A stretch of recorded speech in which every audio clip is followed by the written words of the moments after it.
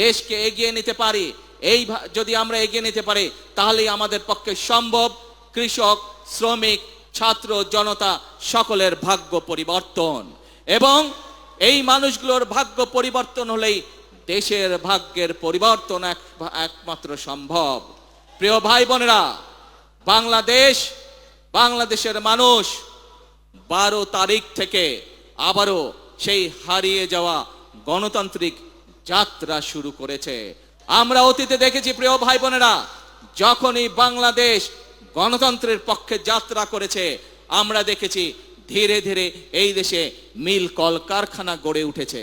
প্রিয় ভাই বোনেরা, আমরা দেখেছি অতীতে যখনই বাংলাদেশ গণতন্ত্রের পক্ষে যাত্রা শুরু করেছে, তখনই বাংলাদেশের অর্থনীতি ধীরে ধীরে শক্তিশালী হওয়া ধরেছিল। প্রিয় ভাই বোনেরা, আমরা দেখেছি যখনই বাংলাদেশ গণতন্ত্রের পক্ষে যাত্রা শুরু করেছিল, তখনই আমরা দেখেছি এই দেশের শিক্ষা ব্যবস্থাগুলোতে সুন্দরভাবে ধীরে ধীরে শিক্ষার পরিবেশ ফিরে এসেছে। প্রিয় ভাই বোনেরা, বাংলাদেশ যখনই গণতন্ত্রের পক্ষে যাত্রা শুরু করেছে, গণতন্ত্রের পথে যাত্রা শুরু করেছে, আমরা দেখেছি ধীরে ধীরে বাংলাদেশ দেশনেত্রী খালেদা জিয়ার নেতৃত্বে বিশ্ব দরবারে এমার্জিং টাইগারের খেতাবে ভূষিত হয়েছিল। কিন্তু প্রিয় ভাই বোনেরা, বাংলাদেশ যখনই গণতন্ত্রের পথে যাত্রা শুরু করে, কিছু মহলের সেটি পছন্দ নয়।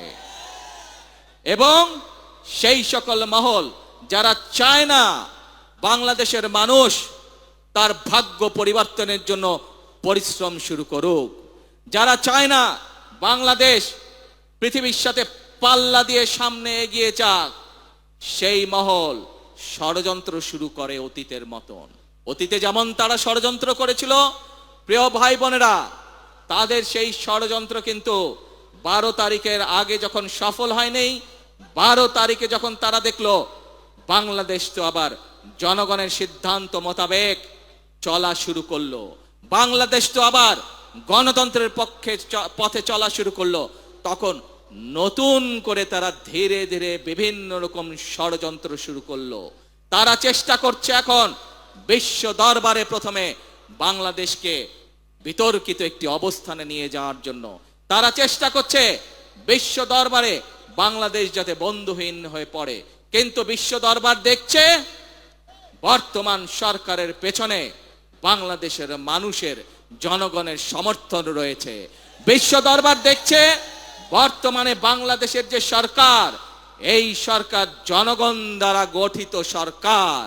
বিশ্ব দরবার দেখছে বর্তমান যে বাংলাদেশ পরিচালিত হচ্ছে যেই সরকার দ্বারা, যেই সংসদ দ্বারা, এই সংসদ, এই সরকার জনগণের দ্বারা গঠিত সংসদ, জনগণের দ্বারা গঠিত সরকার।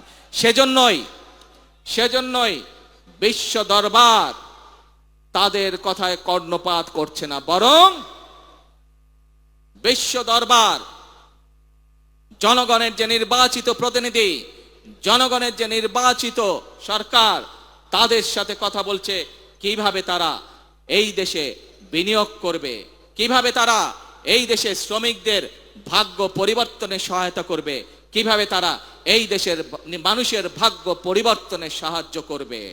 প্রিয় ভাই বোনেরা, আমাদেরকে বিশ্ব দরবারের এই সুযোগ গ্রহণ করতে হবে। দেশের স্বার্থে, এই দেশের মানুষের স্বার্থে, সর্বোপরি এই দেশের শ্রমিক ভাইদের স্বার্থে। সেজন্যই আজকে আমাদেরকে চোখ কান সব খোলা রাখতে হবে। যারা দেশকে বিতর্কিত পর্যায়ে নিতে চায়, যারা দেশে অরাজকতা সৃষ্টি করতে চায়, এরকম যদি কেউ থাকে, তাহলে শ্রমিক ভাই সহ প্রতিটি দেশের প্রতিটি বাংলাদেশি প্রতিটি মানুষের কাছে আমার আহ্বান থাকবে, আপনাদেরকে সজাগ হতে হবে, আপনাদেরকে সতর্ক হতে হবে, আপনাদেরকে জেগে উঠতে হবে, আপনাদেরকে তাদের ষড়যন্ত্র প্রতিহত করতে হবে, জবাব দিতে হবে, যেভাবে আমরা স্বৈরাচারকে 17 বছর ধরে জবাব দিয়েছিলাম। প্রিয় ভাই বোনেরা, কথা একটাই, কাজ একটাই, সেটি হচ্ছে দেশ গড়া। এবং সেই জন্যই শ্রমিকরা কেউ কারখানায় কাজ করেন, কেউ ইমারত নির্মাণ করেন, কেউ জুট মিলে কাজ করেন, কেউ পোশাক শিল্পে কাজ করেন। আজ এই সকল শ্রমিক, কেউ হয়তো রেস্টুরেন্টে কাজ করেন, কেউ হয়তো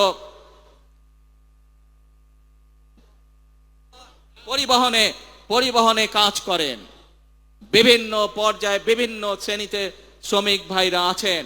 আজ সেই শ্রমিক ভাই সকলের উদ্দেশ্যে আমি বলতে চাই, আপনারা যেমন বিভিন্ন সেক্টরে কাজ করেন, আপনাদের খাতায় আমি আমার নামটি লেখাতে চাই একজন শ্রমিক হিসাবে। কারণ আপনি যেরকম ইমারত শ্রমিক হিসাবে এই ইমারতটি গড়ে তুলছেন, এই দালানটি গড়ে তুলছেন, আপনি একজন পাট শ্রমিক হিসাবে পাট কলের উৎপাদন যেমন বৃদ্ধি করছেন, আপনি একজন পোশাক শিল্প শ্রমিক হিসাবে পোশাক শিল্পের উৎপাদন বৃদ্ধি করছেন, ঠিক একইভাবে আপনার খাতায় নাম লিখিয়ে আমিও দেশ গড়ার কাজে নিয়োজিত করতে চাই নিজেকে। সেই জন্য আমি মনে করি এবং একই সাথে আমি মন্ত্রী পরিষদের সকল সদস্যের নাম শ্রমিক হিসাবে অন্তর্ভুক্ত করতে চাই। কারণ আপনারা যেমন এক একটি জিনিস গড়ে তুলছেন, আমরা আপনাদের পাশে থেকে দেশ গড়ার কাজে হাত দিতে চাই, দেশকে গড়তে চাই। দেশের মানুষ পরিশ্রম করে যেভাবে সামনে এগিয়ে যাচ্ছে, তাদের সাথে থেকে তাদের পাশে থেকে আমরা দেশকে গড়ে তুলতে চাই। এজন্যই প্রিয় ভাই বোনেরা, আমাদের নির্বাচনের সময় স্লোগান ছিল করব কাজ সবার আগে। এইটি হচ্ছে আমাদের স্লোগান, এইটি হচ্ছে আমাদের বর্তমান স্লোগান, এইটি হচ্ছে আমাদের ভবিষ্যৎ স্লোগান। যেই স্লোগানের বলে বলিয়ান হয়ে ইনশাআল্লাহ আমরা এই প্রিয় মাতৃভূমিকে আমাদের প্রত্যাশিত বাংলাদেশ হিসেবে গড়ে তুলতে পারবো। প্রিয় ভাই বোনেরা, আজকের এই মহান আন্তর্জাতিক শ্রমিক দিবসে আসুন আসুন আমরা আজকে প্রত্যেকে এখানে প্রতিজ্ঞা গ্রহণ করি, আমরা আজকে এখানে প্রত্যেকে শপথ গ্রহণ করি যে যেই বাংলাদেশের প্রত্যাশা প্রত্যেকটি নারী পুরুষ প্রত্যেকটি মানুষের মনে রয়েছে, সেই প্রত্যাশিত বাংলাদেশ গড়ে তোলার জন্য আসুন আমরা প্রত্যেকে এক একজন শ্রমিক হিসাবে, দেশ গড়ার শ্রমিক হিসাবে আমরা নিজেদেরকে প্রস্তুত করব। আমরা প্রত্যেকে এক একজন দেশ গড়ার শ্রমিক হিসাবে আমাদের জীবনের বাকি দিনগুলোকে আমরা অতিবাহিত করব। কে ভাইরা, আমরা কি এই প্রতিজ্ঞা গ্রহণ করতে পারি? আমার সাথে আছেন আপনারা?